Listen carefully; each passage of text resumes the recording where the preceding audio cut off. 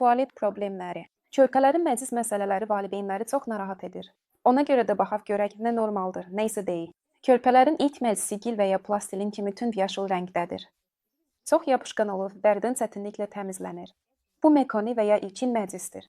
Normalda o ilk sutkalarda çıxmağa başlayır və bir neçə gün ərzində adi nəcizlə əvəz olunur. Bəzi uşaqlarda mekoni hələ ana bətnində çıxır. Buna görə də sular yaşıl və ya tünd yaşıl rəngdə ola bilər, məhz mekoniyə görə. Həyatının ilk aylarında olan körpələrdə standart nəcis istənilən rəngdə ola bilər. Sarı, yaşıl, narıncıl, qəhvəyi və müxtəlif konsistensiyada, tamamilə mayedən yarı formalaşmışa qədər. Tezliyi də dəyişkəndir. Gündə 5, 7, 8 dəfə ola bilər, ya da 3-5 gündə bir dəfə, xüsusilə ana südü ilə qidalanan körpələrdə. Bəs hansı nəcis normal deyil? Qara, ağ və ya çox açıq rəngli, qırmızı və ya qırmızı damarlarla, həmçinin bərk nəcis.